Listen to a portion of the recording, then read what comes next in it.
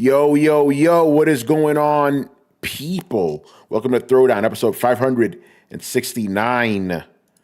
I'm your host, Tony Polanco, and tonight I'm joined by Emilio Lopez. Sup, people? How's it going? Carlos Romero. Yo, yo, yo. Richard Bailey Jr.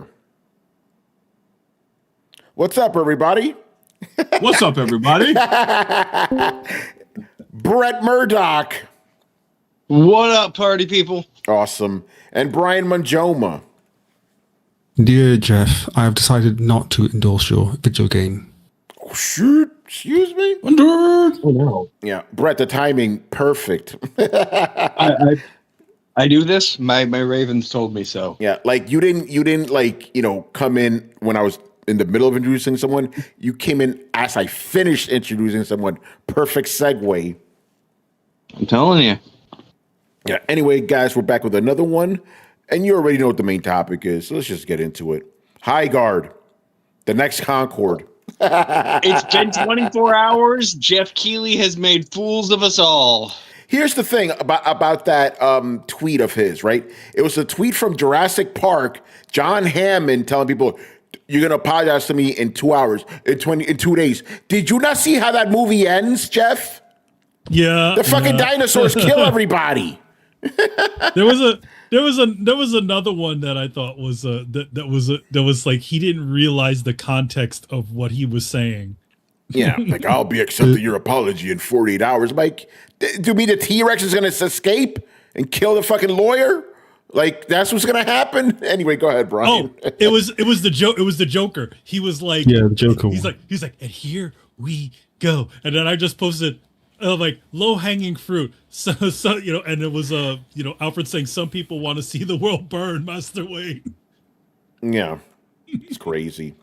That was one reference. Yeah. Because when Grant just decides to not endorse the park at the end, when everything goes to hell, and I decided not to endorse his game. Yeah. Yeah. So, Brian, what are your thoughts on Highguard, man? And Brian, actually, before that, I want to commend you because you were the first person, even before all these other YouTubers start talking about it. You were the first guy who were like, hey, how come there's no advertising for this game? So I want to commend you for that first. But yeah, what are your thoughts on this? To be fair, I did see the discourse on Twitter first, and it did remind me that this game exists. Hence the question of, wait, hold on. My thoughts are, firstly, well done on getting that many people to play like a new game out the gate, because again, that's really hard. I'm sure most people were just numbers, just to try things out.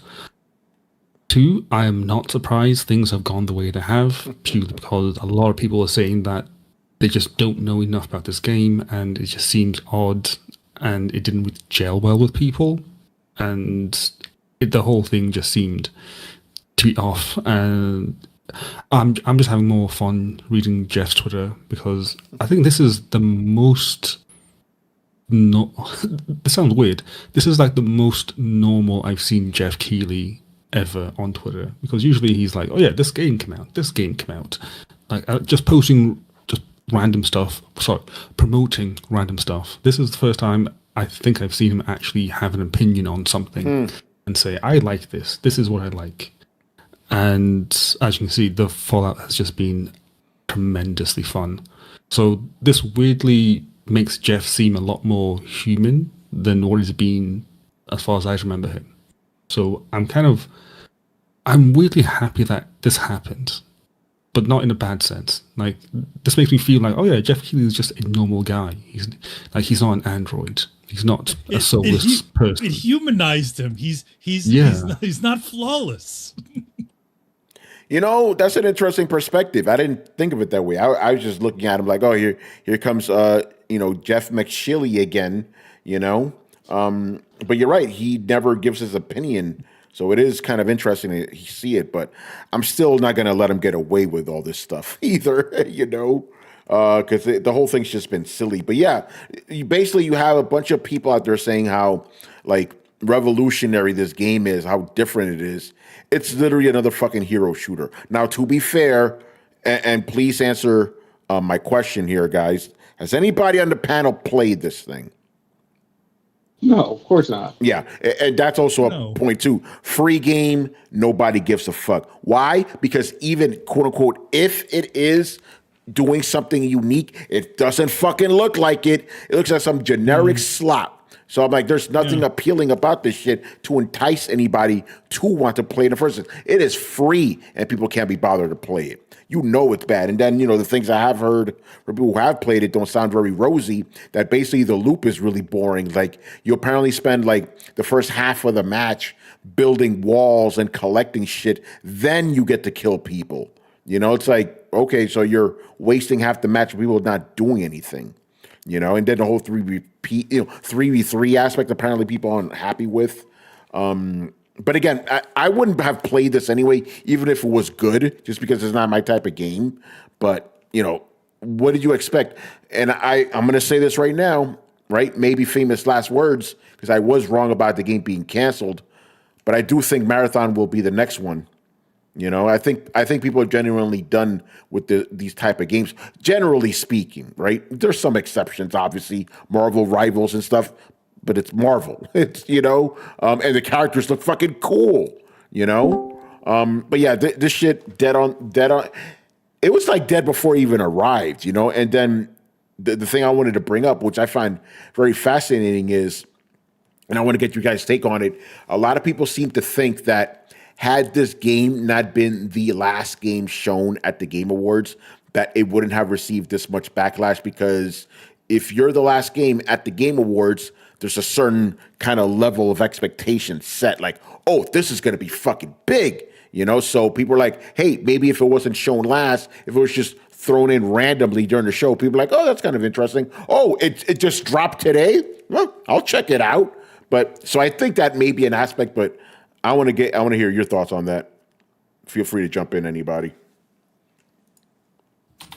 Yeah, I mean, we read, or someone, I forgot who covered it, but I think it was Kotaku that said that this game wasn't supposed to be shown at the Video Game Awards. It was supposed to be a surprise drop, sort of how they did with Apex Legends when they were part of Respawn.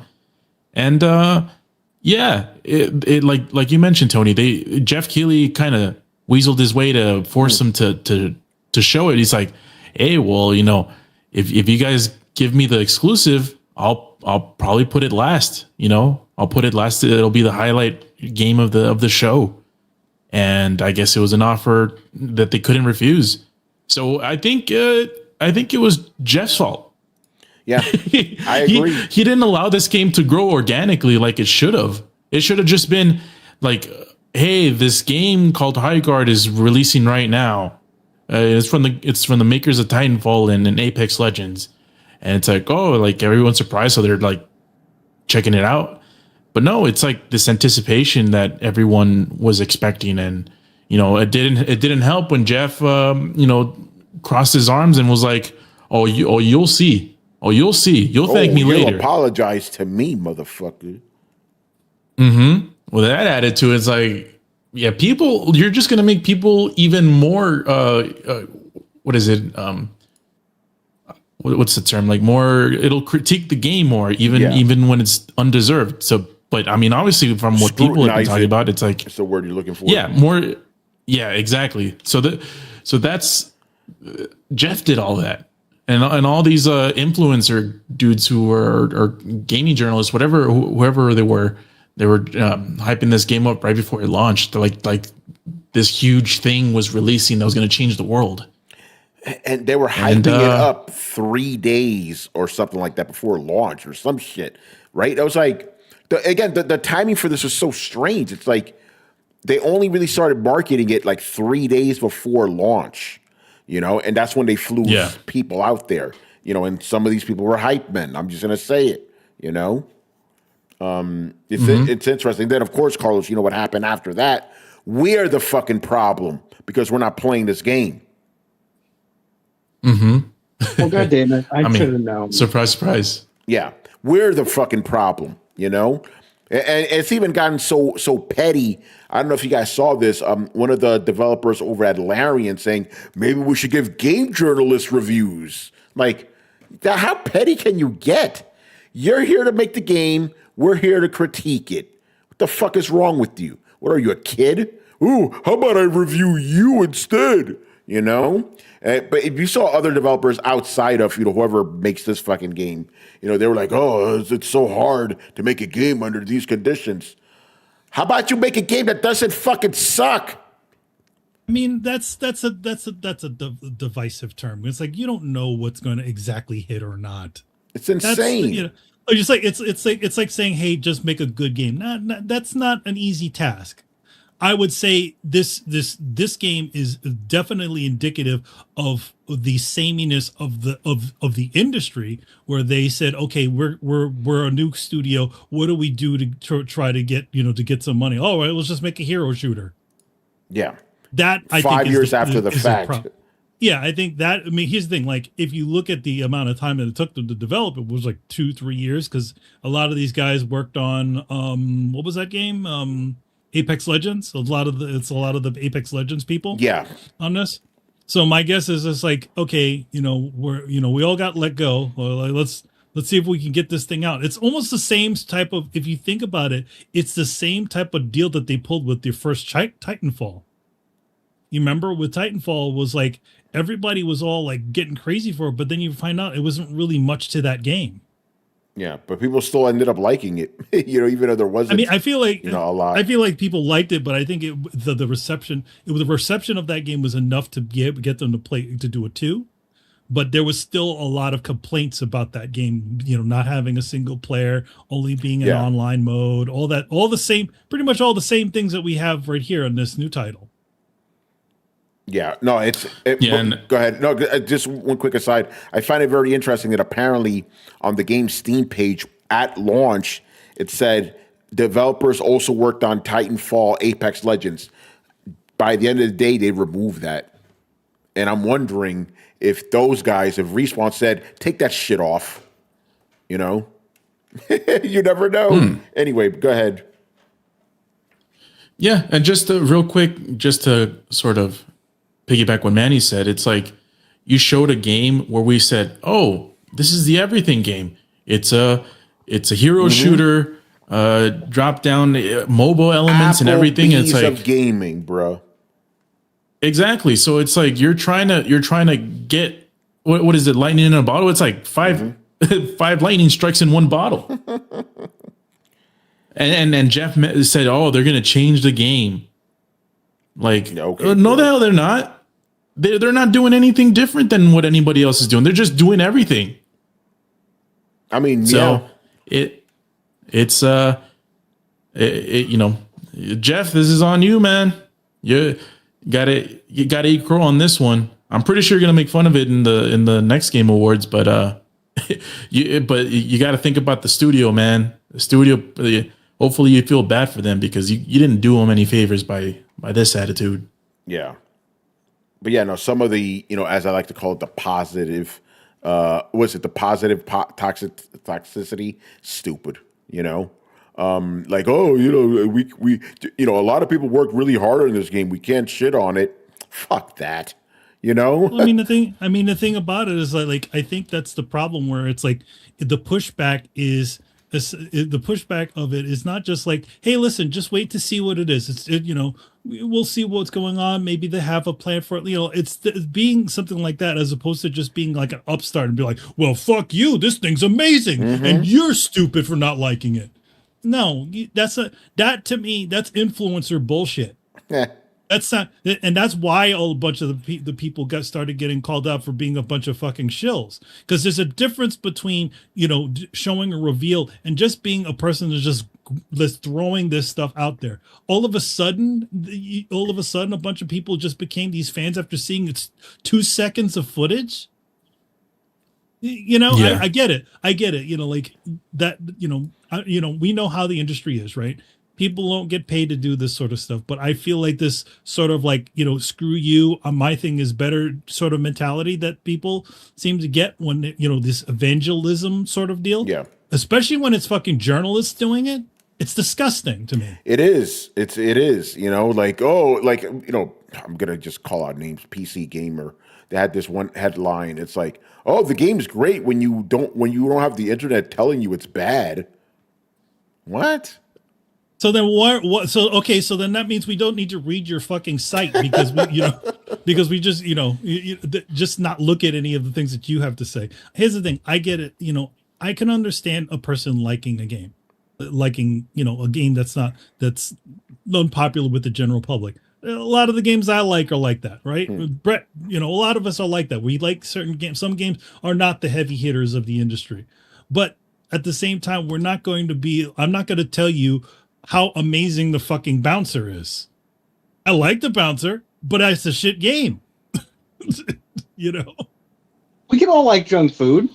Yeah, like not every. Exactly.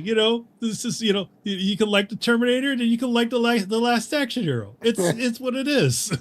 If you eat nothing but steak, then steak it's not special anymore. Like it's we all the fucking Lunchables every once in a while to get us from point A to point B, right? And that's the thing. A good healthy video game diet, it consists of all kinds of different stuff. Sometimes I'm playing Hades right now for the gameplay, right? I'm not playing it for the story. But it also is you are well enough aware that it is what it is. You can again, I don't have an issue with people liking the game. To each his own, as the old saying goes. But I think when you start to try to essentially change the open narrative or try to essentially throw so much of this stuff into people's faces to try to make the general zeitgeist think that this is a thing, I think that's a problem. Yeah, it is. Yeah, it is. Yeah, I only meant in the sense sometimes you want to play Baldur's Gate. Sometimes your brain's bro, that's too much right now. And there's a saying that sorry, Brett. There's a saying that I saw a cool a short clip of Alan Moore where he's like, listen, you want to read all the great books out there, but also from time to time read a shitty book too, because it also tells you okay, these things exist as well, right? You can say to yourself, hey, I could do better than fucking that. So I feel play a shitty game every so often, but so you're telling people, so you're encouraging people to play Highguard then, if they want to. I mean, not that shitty. Not that it interests them. There's limits. I say if it interests them, but I say at the same time, but I feel like we should be a lot more level-headed when it comes to doing this stuff. In general, it is the general public that makes a decision as to what things are successes and failures. It's not you throwing a bunch of propaganda and a bunch of bullshit out there to try to make people's mind, to make people think that this is the way it is. That's not how it works. The whole trying to shame people into liking a game stuff never works, man. Go ahead, Carlos. Yeah, you bring up a good point. It's it feels more like they're not trying to tell you their feelings about the game. They're trying to tell you how to feel about it. Yes, and that's the fucked up part. They're not telling you their feelings. They're telling you your feelings. Mm-hmm. Fuck that. Exactly. Noise. Yeah. Yeah. It's I will say for anyone that says, oh, well, I guess no one can hype up a game anymore. It's no, you can. I mean, Elden Ring was hyped up to all hell before it came out, and it lived up and surpassed those expectations. So it's come on. People don't want you to hype up bad games. That's the thing. When it's so blatantly obvious you're shilling for something bad, that's the problem, It's a weird sort of thing because it's it's again, that game. There is nothing special looking about that game. There's another game that's also that's making some people are really enjoying. It's got a lot of really cool looking different types of characters, monsters, and all kinds of things. Again, same sort of hero shooter idea, but the vibe on that game seems to be a lot better than this game. Which one is that? Just I can't remember the name. I keep seeing the the artwork for it and some gameplay footage, early gameplay footage. A lot of people seem to be liking that game. I don't know what it is. Somebody look it up because Manny could be making some shit up right now. I'm not hallucinating. No, I'm not hallucinating. I'm not fucking AI. So No, there's this game that I can't remember. It's just like has all kinds of fun characters, like like they could they're like monsters and they could transform into other selves or something like that. So they have each like a hero shooter, like each character has their different ability, kind of like a few of the ones that are out there. But anyway, that one seems to be getting a little bit more attention than whatever Highguard is getting, because it looks like something. It has like a stylized cartoony style. But I feel like there's nothing to Highguard. It doesn't really look like generic. Anything it just looks generic. It's like, okay, whatever. Yeah. And again, like I said, the game may have something unique in it, but no one cares because they're not going to play because it looks generic. That's the problem. You got to get people in. And again, like everybody said, we knew absolutely nothing about this game. They literally just showed the game and then disappeared for almost a month. For what? Like, what are you selling this game on? Because the gameplay, what was it? Only like a 2-minute or 1-minute trailer? Yep. Was that supposed to impress us to want to play this thing? Yeah. Rich, get in here, man. I want to hear your thoughts on your personal game of the year. Well, first and foremost, this has been a very entertaining conversation. I was doing a lot of laughing. That's why I had to keep myself muted. First and foremost, I agree to a lot of what was said. I know, Tony, you made the comment that some people were saying because it was the last game shown at the Game Awards. I am 100% in that camp also, because obviously we have been built up to expect the last thing, this one last announcement, to be fantastic. We've seen it in the Sony showcases, the Xbox, whatever. So when they showed this, everyone collectively was like, why was this the last game shown? And I would give a shout out to Mr. Carlos Romero, because he made an outstanding point when we were talking about the show, that throughout that entire show, there's a lot of stuff that they could have saved, like the Divinity game that could have ended the show. They could have spent the whole time teasing it, and then they could have showed that to close out the show. It makes perfect sense. But obviously, Jeff Keighley really liked this game, so I guess he decided, no, I'm going to end the show with this. And I think a lot of people was like, no. And I will say this. I know this has been a very tough week. There's been a lot of highly guarded individuals talking positively about this game. I just want to make a comment and say I find it funny. Oh, yeah. I just want to make a comment and say I find it funny. These same people also question, why was this the last game shown? And it feels as though they have all changed their tune now because they're playing the game and they're like, oh, this is great. So I think that's very interesting. It's very fascinating, actually. But overall, yeah, I mean, I know you asked, did anybody play the game? Absolutely not, Tony. I don't think anyone here on Throwdown is playing the game. I know Carlos and Chris did say they were going to give their reviews, so I'm very disappointed that neither one of them have anything to say about the gameplay. But no, listen, I'm not surprised with what happened with the game. One last comment I will make: you made the mention about the Larian. I believe someone at Larian making that comment. I saw that guy came out and now tried to correct what he was saying. Of course, because and this is why I say, this is why I don't really necessarily. I watch Twitter. I don't use Twitter and make comments on Twitter. I just look and see when something happens, when people are going to say something, outrageous, and then they people get riled up. Because I knew when I saw that original comment, oh, they're going to come after this guy. And yes, that's exactly what happened. So, I will say, if these people want to say something, they should think about what they're going to say before they put it out there, because people will be coming after them. Yeah. But we'll see what happens with Highguard. I will have to respond to Rich's comment, since I was implied in it. Yes. Rich, you'll get my thoughts on Highguard at the end of the year special show. That's all I'll say. Well, try to play it now, because I don't think that game's going to be listed for much longer. Oh, there's different categories to the end of the year show, as there usually is. Yeah, that is true. So I want to read something from the CEO of the studio that made Highguard. He goes, "Look, I wish Highguard had been received better. I wish the feedback had been better. Part of that's on us, right? We didn't put our heads in the sand. We as a team saw the feedback.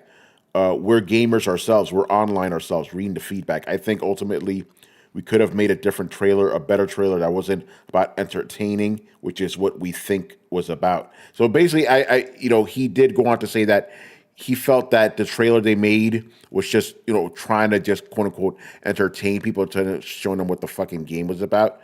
But I don't think that would have helped in the end either. No, I mean that's that misses the entire point. Yeah, go ahead, bro. Okay, go ahead. It's not about a trailer, right? I was watching Tim the Tatman was streaming the game, right? And he had a hard time keeping his boys in the game. They were leaving. They're literally like, "This is boring as shit." Like the maps are laid out like just flat, and there's just not a lot going on, right? You have in a hero shooter usually have tight corners, your place you can hide and snipe, and all sorts of gameplay. Apparently, the level design is not that great, and a lot of the complaints I see is that the game is boring, right? And then if people drop off, then you can't even get a match. So what the hell are you going to do? So it's not a trailer. It's not like you didn't sell it right. I mean, Jeff Keighley pumped your game up, put it at the end of the show. It's not about the trailer. Like everything from the top down has to be enticing for people to get into it. Who is your audience for this game? You look at those characters, it's like, well, what the hell is up with this guy? And all the character designs look either generic or odd. And then, then you don't have the gameplay, the kind of the pacing to keep up with hero shooters. Like people are expecting something comparable to Fortnite or Overwatch, and you don't have that. So you're going to blame a trailer, and you're going to say part of it's on you? No, all of it's on you. Like every single thing from the top down is your responsibility. So I don't understand that statement. Yeah, no, it's a silly. Then he went on to say that like, "Oh, Jeff's a good friend. He wanted to showcase us, so we said yes." Like, okay, like although I am with you, Carlos. I do think it is Jeff Keighley's fault. Like he effectively killed this game, like, or killed it faster. So I don't think it would have been a smash hit, but I think it would have had a better chance. Maybe people played like, "Hey, there's some cool stuff going on, but what about this? What about that? Maybe give this a shot. Maybe you could have had a No Man's Sky situation." But people already scrutinizing it to high hell to begin with. Then it comes out, the game's fucking generic, dead. So yeah. On him, at least to be honest, at least I don't know. I feel like that's an economical answer. I mean, to be honest, like, most of these game developers would be like, you're not smart enough to know what's going on. You shouldn't be playing, at least he's admitting the failure as opposed to like the other way around where it's like, in other words, he's not doubling down on it. Yeah. It would be nice if the people, if the people defending the game would be like the CEO, we would be in a better spot, wouldn't we? Think about that compared to something like the last Dragon Age game, where they legitimately told everybody they were stupid. Yeah. For not liking this game. I mean, obviously he is a person that understands that it is the public that makes the decision as to what the game is about, what the game is. But yeah, I think what this game suffers from, and he didn't admit this, is that it's essentially everything in the kitchen sink about what's going on in multiplayer / hero shooter / whatever type of gaming with horses.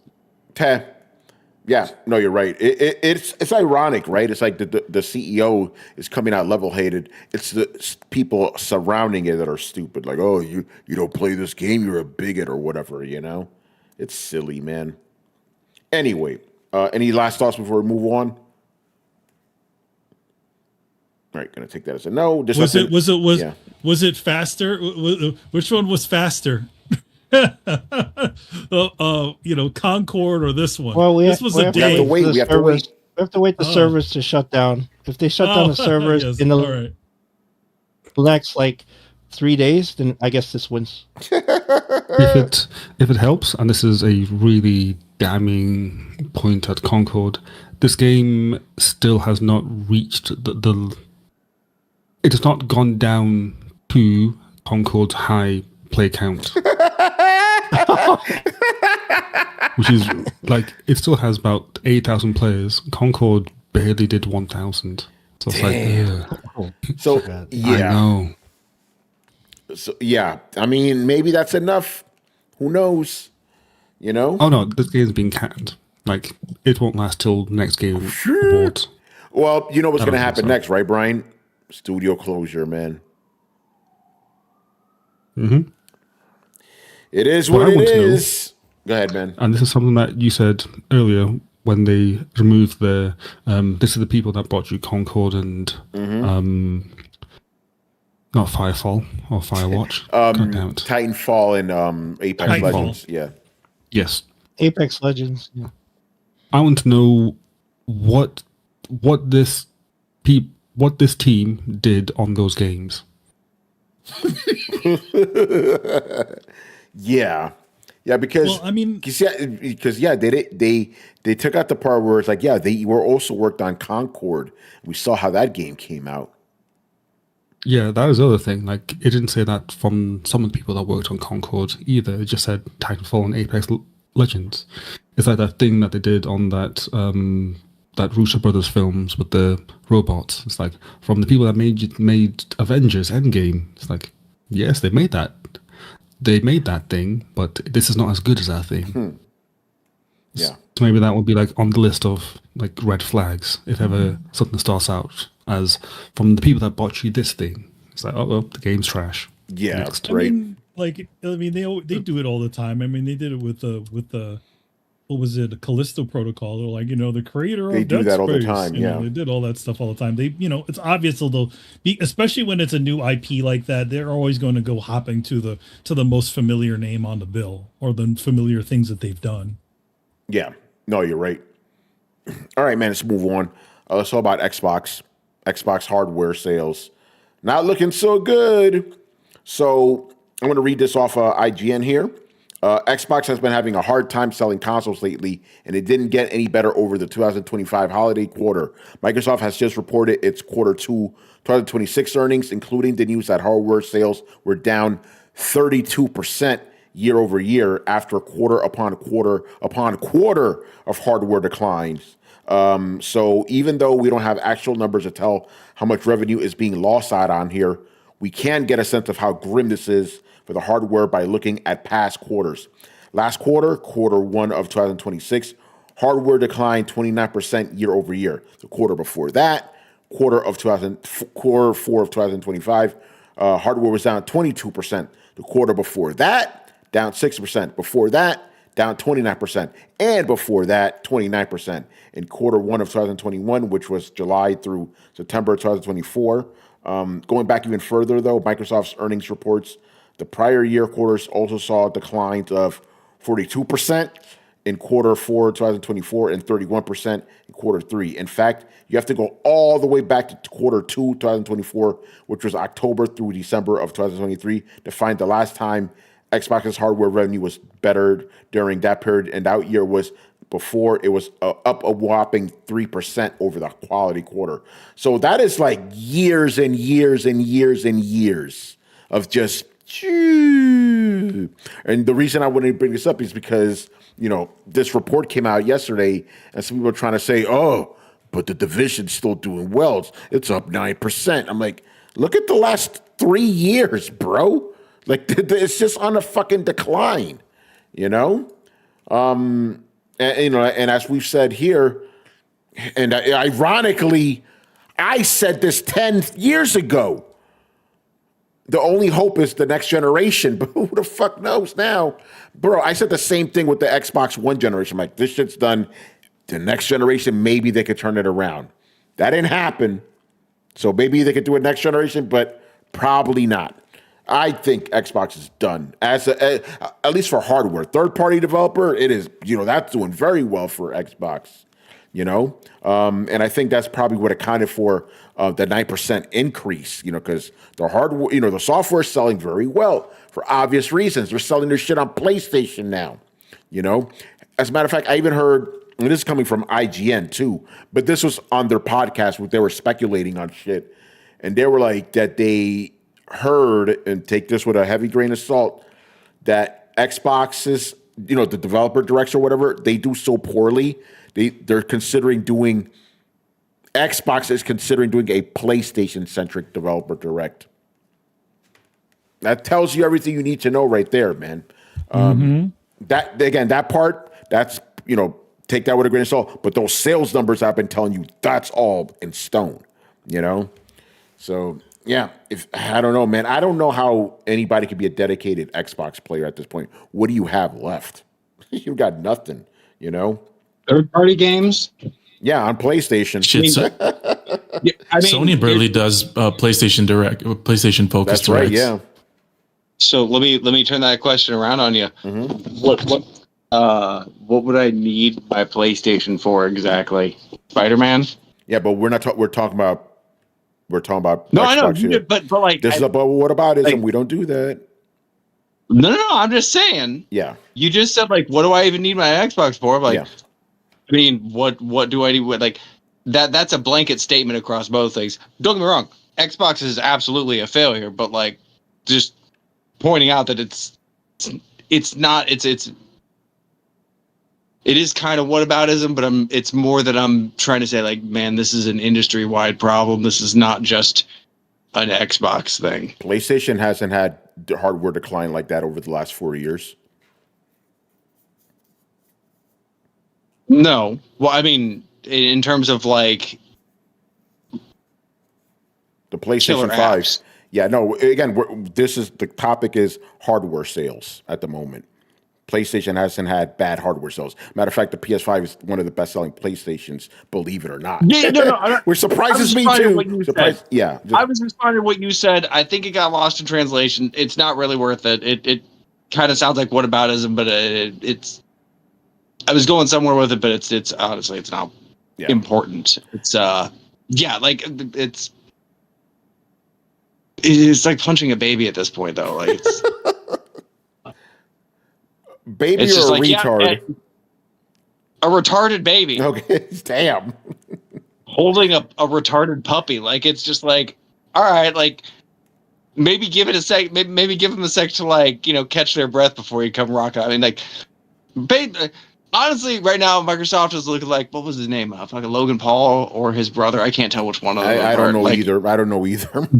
during that last fight when he just looked like he was seeing God, like that's pretty much Microsoft right now. It's at this point, it's like nobody should expect anything until their next generation, and even then, like you shouldn't expect anything, but definitely nothing before.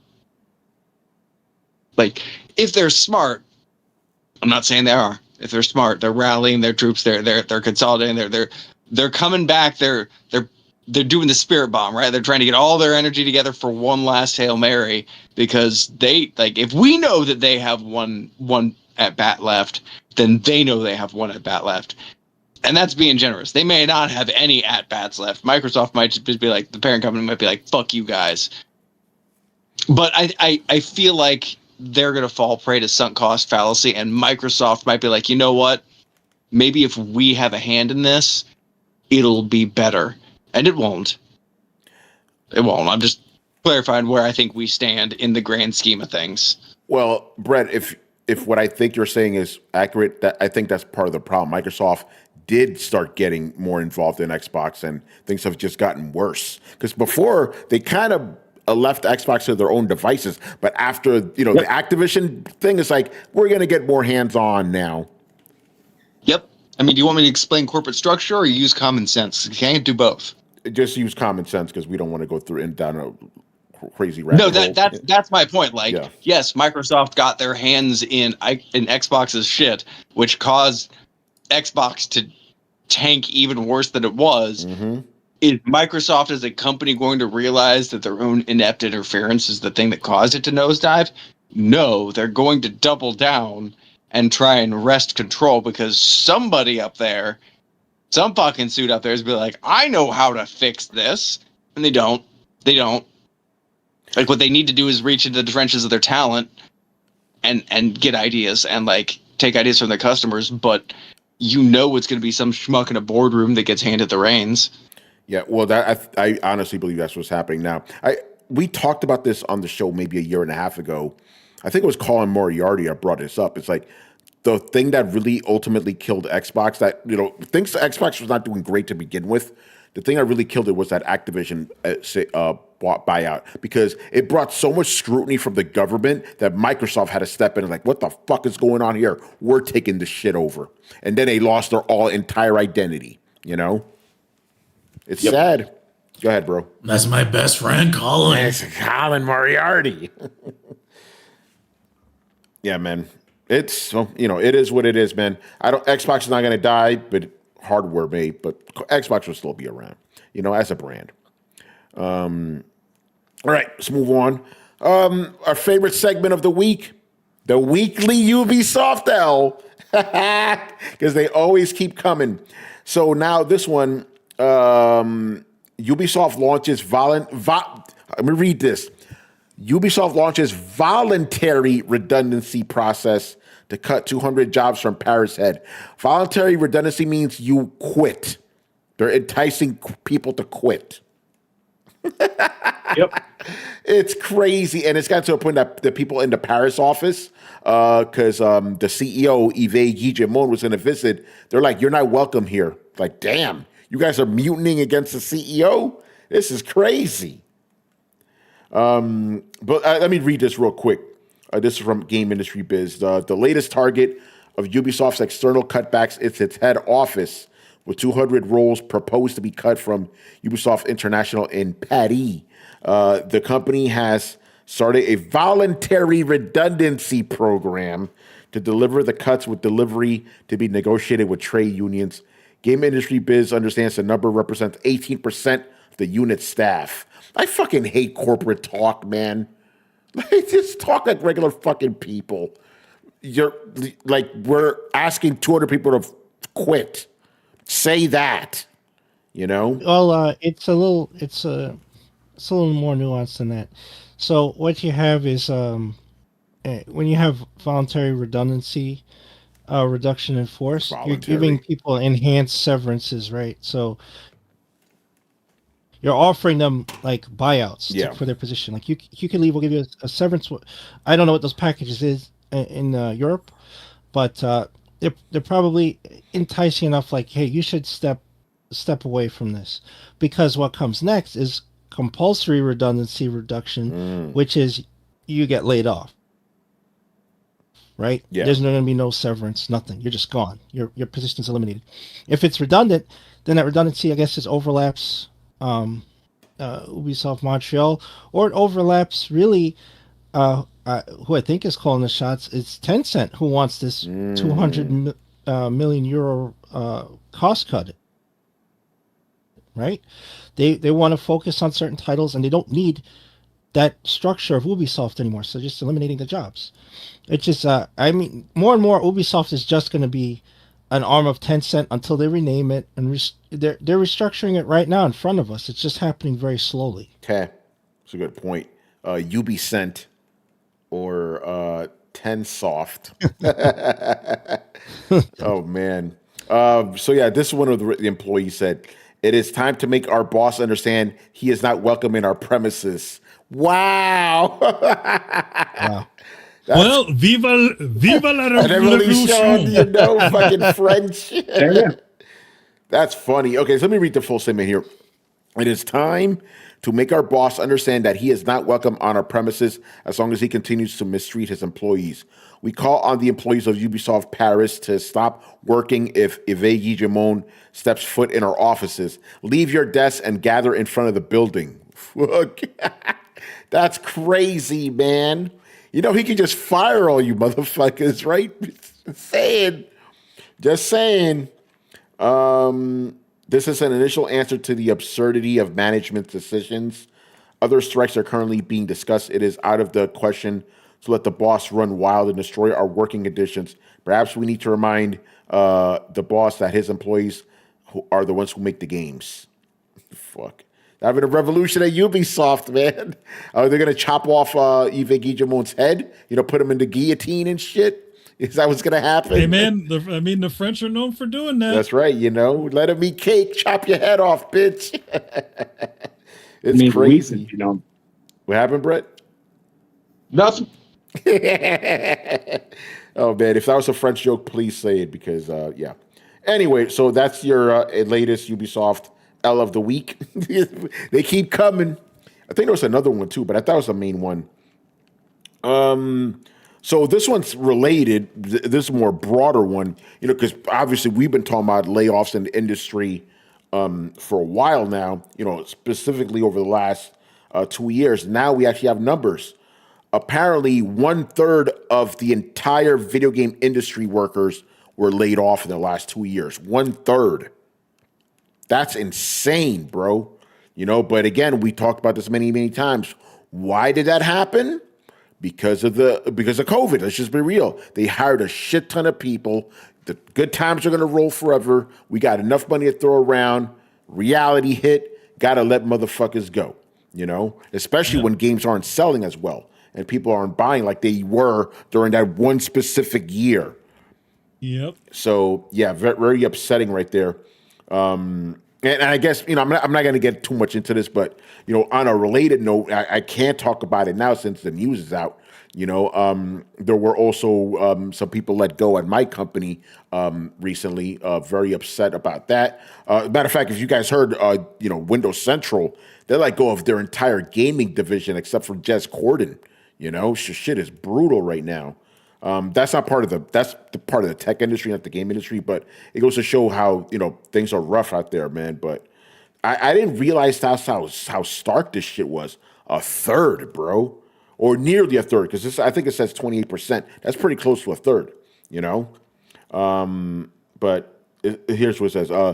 Those at AAA studios were highly likely to have experienced layoffs at their companies. 2/3 of respondents at AAA studios say their companies had layoffs. 1/3 of people working at indie studios reported the same. Wow, so the AAA got hit even worse than indies. Well, I mean, usually when it comes to indies, they can be sort of malleable. Yeah, but it's like when it comes to the big guys, it could be their thing is not a situation of they can't support those people. It's a situation of their investors. Yes. Showing that they're investors, that they're making money. Yeah, no, you're 100% right. And it's like, what's the best way to inflate your numbers? Fire a bunch of people. It's just how it is, man. Fucked up. So it's a fucked up calculus, but that's how it is. All right, moving on here. This one's kind of interesting. This is a report or a leak, so take it how you will. The claim is that at launch, GTA 6 will not have a physical version to avoid spoilers and leaks and shit. Because it makes sense, because these games usually come out maybe a week or two to the public, or at least in stores. Some guys, what they like to do, they like to take the shit home, start playing it, or sell it to their buddies early. I've been the recipient of that myself sometimes. So this is what the report claims. None of this is official, but it would be interesting. I would assume, there would obviously be some people that are upset about this, but since most people buy games digitally, I don't think it's going to hurt sales too much, and there probably will be, physical edition, obviously collectors and all that. But that is an interesting tactic to avoid spoilers, I've never really heard that before. I mean, it also could be the fact that, sometimes you might be releasing a broken game. Uh-oh. Well, the thing is, the game's still going to come out on time, No, I mean a broken launch, like a launch game that may need some patches. What we call negligible issues, right? So what you do is you essentially, once you have a lot of those patches and things coming out at the beginning, then you can press your disc. So they're pushing their goal. I see what you mean. Okay. They're put it. I can understand them trying to not to do spoilers, but I also think that it also might be a situation of they're not going to get that shit done on time.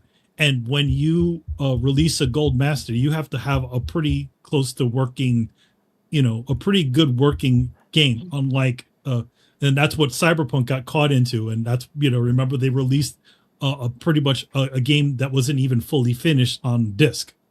So they probably don't want that to happen with GTA. Again, speculation, but that could be another reason why they're doing a late physical release. Yeah, it's an interesting take. Yeah, go ahead. I got the more cynical view. Uh-oh. Although I will admit, Manny's take was pretty cynical too, by the way. Just saying. This is more cynical than Manny's. Shout out to Manny. That is true. Excuse me? More cynical. Here's the thing. It does make sense to not release the most highly anticipated game and have the chance of it to, for someone to leak it somewhere, and have it, people playing it before it even comes out. But it also makes sense, and it's also really convenient that people that want to buy the physical copy of their most highly anticipated game are not going to want to wait after day one to play it. Yeah. So they're going to double dip. Oh shit, that's a cynical take. and it just is just so conveniently placed where it's like we have a good excuse to have a huge market, all the whales double dipping on this title because they want to play it day one, but they also want the physical version of the game. And that's just my take. Yeah, that's fun. I like that one. Yeah, what do you think, Rich? So I would like to make a even more cynical take. Whoa! Than Manny and Carlos, and just say what we all know. You know damn well a lot more stuff about GTA 6 is going to leak before it even comes out, because we've already seen the leaks happen with some of the stuff already with the game. I'm telling you, just stay tuned. I'm pretty sure we're going to learn more about this game and see a lot more before it even hits the stores. Yeah, you might be right about that.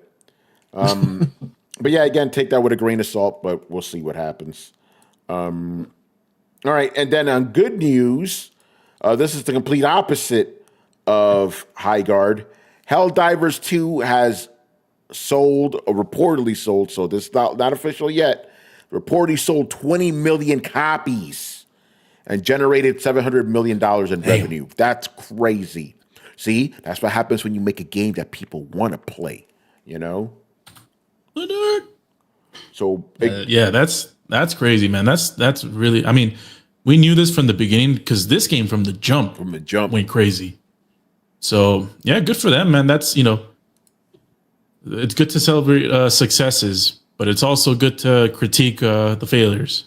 You have to get that balance, right? Jeff? No. People made the game. You have to be good to it. You have to like everything that people create. That's stupid. Oh, people worked on it. You have to like it. No, I don't. Fuck out of here with that shit. So yeah, again, that's this. Well, weren't those same people saying that, shitting on Stellar Blade? They were. Yeah, the same exact people. You have to love Highguard. People work very hard on it. I think people work hard on Stellar Blade. You weren't saying that about it. Yeah, no, that's a good point. I may have to tweet about that. Like, hey, where were you guys? No, I mean, to be honest, pot calling kettle black sounds a little bit more racist. Excuse me? Sounds a little racist to me. Yo, why gotta be black? The Korean game gets all the heavy-handedness, and yet this game, you got to be real nice to the developers. I don't know. Seems a little bit interesting to me. Let's put a pin on it. Let's wait for the next big Asian game to come out, and that gets scrutinized.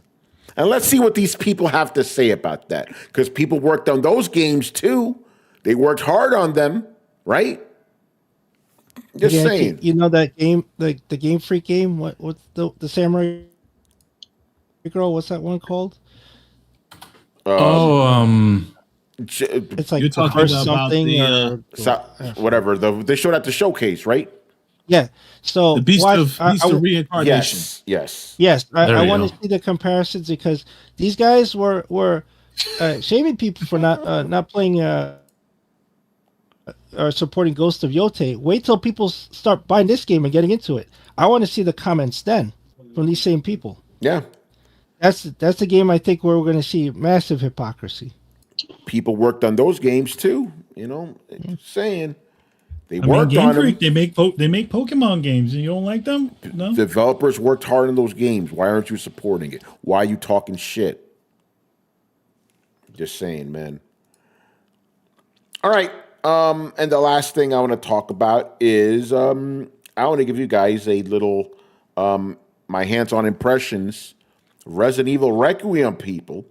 Whoa. So I also went to an event. I was treated to a coffee and those donut balls. So my view is very biased. Obviously, I was paid off.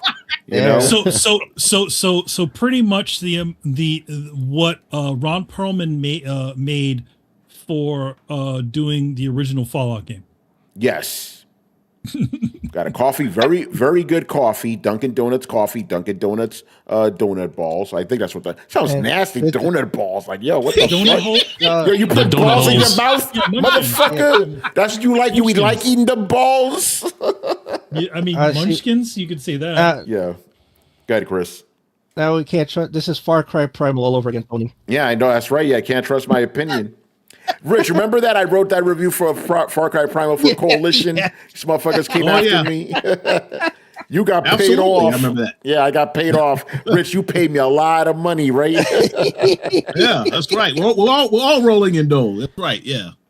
Yeah, and before I get to the preview, I just want to bring that up because while there are some people that go to these events and they are swayed by shit, not your boy. Remember, man, like I said, perfect example. I got flown out to fucking Seattle for a Contra event. Thank you, Konami. Free hotel, food, drinks. I said this game's bad. Free hotel, food, drinks. Your boy worked on That's the game. it. Yeah, man, he worked on the fucking game. I was like, no, this is bad. So yeah, but full disclosure, yes, I got paid in one coffee and about 3 munchkins or whatever the fuck that sounds worse than balls. I mean munchkins now, Well, like yeah, I mean, The donut holes. donut holes, I guess. I mean, yeah. donut holes and munchkins. That's what they're called, munchkins at the Dunkin' Donuts. Yeah, Dunkin' Donuts. but it's like I'm eating like the fucking, the munchkins from like fucking, Munchkin Land. yeah, Yeah. like I'm devouring Wizard them. You're eating Wizard the of Oz. Lollipop Guild. I was more thinking about Willy Wonka, but sure. But he had those are Those are Oompa Loompas. But yeah. Anyway, so the demo I played, it was 3 hours long, and it was interesting because it was like bookended with Leon, right? Like 30 minutes of Leon, 2 hours of Grace, last half hour of Leon, right? Completely different play styles, right? And I think the marriage works well because Leon is all about run and gun. Like right before we started the demo, they're like, yo, with Leon, don't worry about conserving ammo, don't worry about health, go fucking ham. And that's exactly what I did. I got to fight a boss. That was really cool. You had your typical Resident Evil. You're trapped inside a room and a bunch of zombies are just crashing through the window and they get crazier with every one. That was really fun. Then the Grace section, very classic Resident Evil, where you're like going through the mansion, trying to find items and shit, doing puzzles so you could move on to the next thing. But with her, it was all about conserving your ammo and everything, even though they still gave you, in my opinion, a fair amount of ammo to use. And if you're good with it, you were fine. But yeah, you definitely had to be more judicious with stuff. It did get to a point where I got annoyed. I'm like, I ran out of fucking inventory space. I had to just chuck shit. I did finally get like a pouch that could expand everything. But it's so interesting.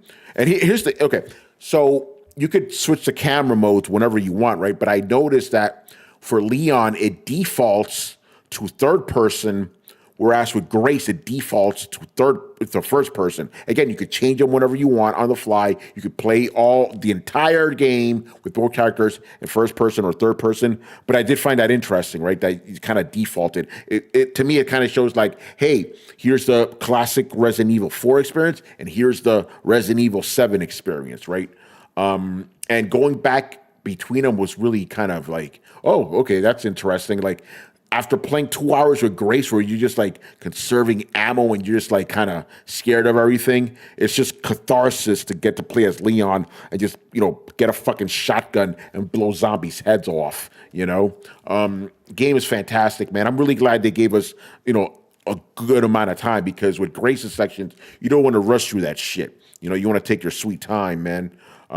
Looks great, obviously, the RE engine doing its thing. I played it on the PS5. I think it was a regular PS5. It wasn't a PS5 Pro. And I heard that the PS5 Pro version is going to have a lot of bells and whistles, higher frame rates, all that good jazz.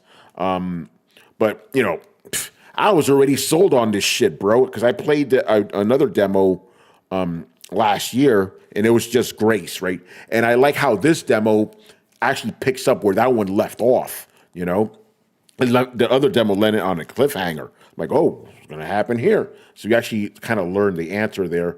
I'm hyped, man. You know me, I love Resident Evil, man. So I'm already there. And Chris, I already know you're going to be there, man. So it's going to be good stuff. Oh, absolutely. Yeah, I'm very excited. I'm very excited for it. Just a little bit I saw. I haven't experienced anything yet. I know a demo, maybe the one you played leaked or got released for like a few minutes. So that's making its way all over. But I haven't tried that. Yeah, because, and I could be wrong about this, I think the original demo I played is or was available. So I'm going to assume this one is going to be as well, And Capcom, they're always confident with these Resident Evil games. So I'm stoked, man. By the way, I love the fact that the big gun you get in the game is called the Requiem. It's this giant fucking revolver, And it's funny because in the demo, I'll say this, it's not really a spoiler.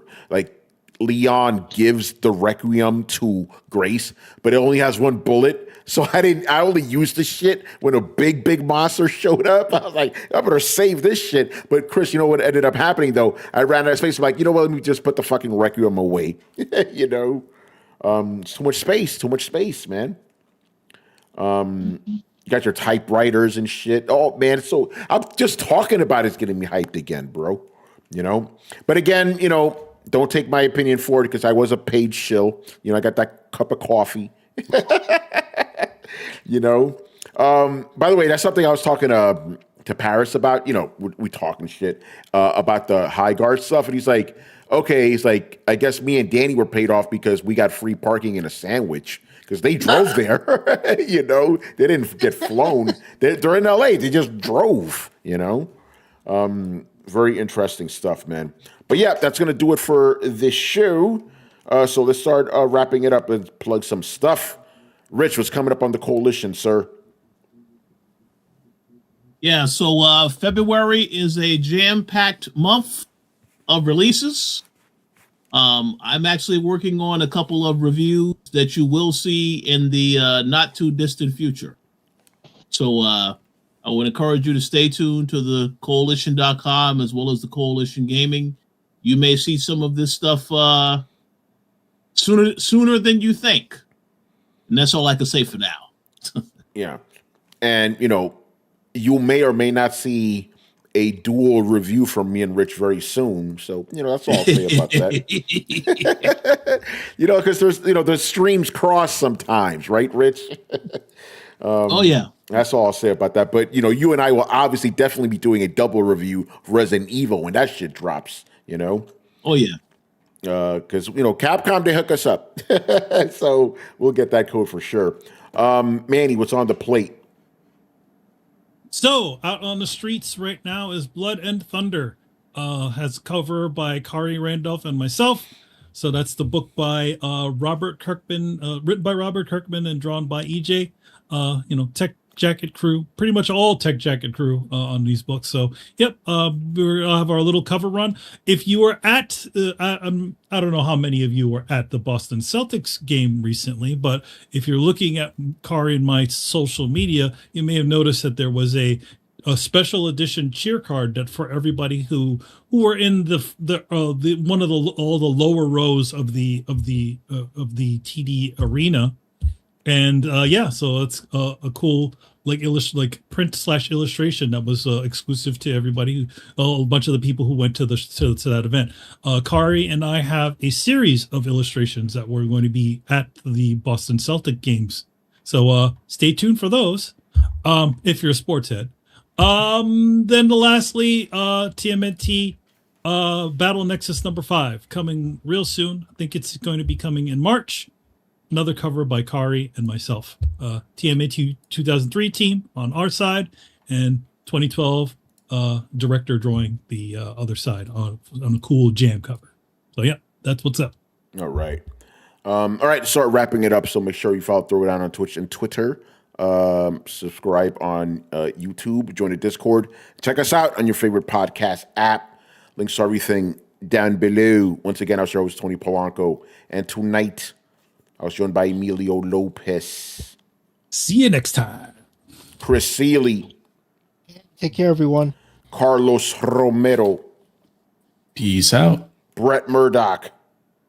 It has been real, party people. Richard Bailey Jr. Have a good weekend, everybody. And Brian Manjoma.